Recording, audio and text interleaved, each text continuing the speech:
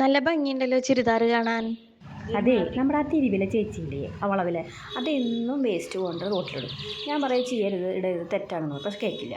അപ്പം ഞാൻ എന്ത് കാണിച്ചു, ഇത് ഫോട്ടോ എടുത്ത് പഞ്ചായത്തേക്ക് അയച്ചു കൊടുത്തു.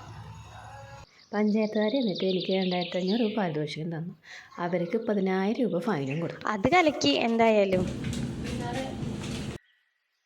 ആരാ എടുക്കാൻ എന്താണ് ഹരിതകർമ്മസേന? ഇവിടെ പ്ലാസ്റ്റിക് ഒന്നുമില്ല, പ്ലാസ്റ്റിക് തരാനുമില്ല. പ്ലാസ്റ്റിക് എല്ലാം എന്തിനാ യൂസർ ഫീ തരുന്നത്?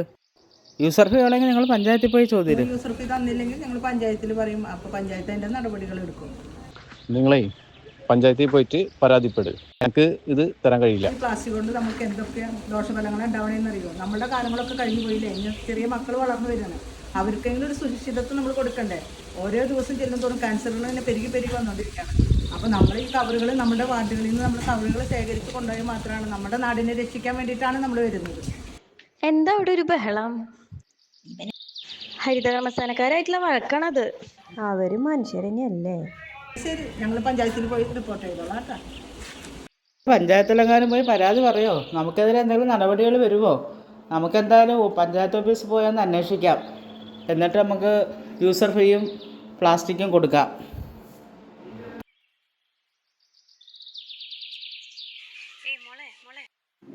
ചേച്ചി,